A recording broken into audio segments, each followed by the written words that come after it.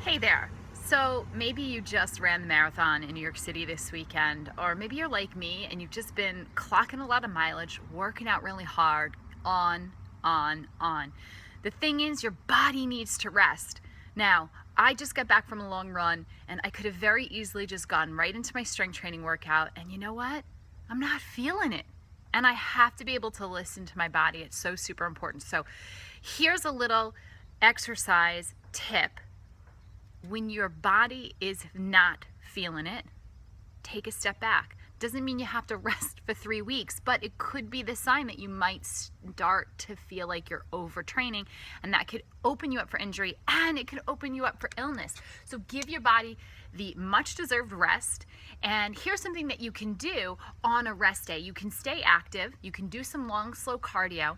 And here's what I like to do when I'm feeling like this. I'm gonna do a joint check. What does that mean? I'm gonna literally check in with all of the major joints in my body. I'm gonna do a stretch or a corrective exercise for each of those joints. So I'm gonna take you through that now. All right, so we start at the top. We start with head and neck. And just very simply, I like to just look all the way one way, all the way the other way, and I might do that 5 or 6 times. Next, I'm on to the shoulders. Lots of exercises you can do for the shoulders, but I'm gonna do a T. So just pinching the shoulder blades together, palms are up, no rough movements, just nice and slow, pinching those shoulder blades together. It's going to give you an active, wonderful stretch and some mobility into the shoulder joints. Pretty simple exercise. So I'm going to move on to the trunk. And for the trunk, I'm going to do a bent over thoracic spine rotation. So my head and neck, my cervical spine are relaxed, and I'm just twisting from my rib cage, keeping my knees bent to support my lumbar spine, which is in neutral. And I'm just gonna twist from that rib cage, open up my thoracic spine, give myself a nice little adjustment, a nice little alignment. So let's lie down now, and we're gonna work on kind of the lower back, even into where the pelvis is resting.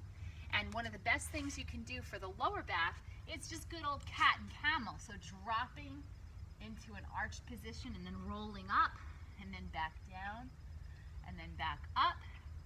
And I might do that for about 10 reps, and then I go right into quadruped or bird dog. So I'm stretching out opposite arm and leg, and again, just activating the back extensors. That's gonna feel great on the lower back. Last 2 things I'm gonna check in on. I'm gonna do something for the hips, and one of my favorites is just a good old leg cradle. It's gonna get right in there, right where a lot of runners, like me, are very tight.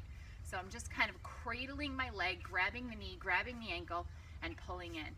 And now last exercise I'm gonna do is for the ankles. Gotta make sure that we've got great ankle mobility, so I like to check in on the ankles a lot. I really try to take good care of my ankles. So I'm just gonna do a simple step back, just trying to get the heel to the ground. So my knee stays straight, and I'm stretching down, little hamstring stretch all the way down through the calves and then right into the Achilles. And then I'll drop down, and I might just do pedaling the feet in kind of a push-up position. Again, stretching through the Achilles down the backs of the legs. So that's my joint check. I hope you enjoyed, and I hope this helps you recover.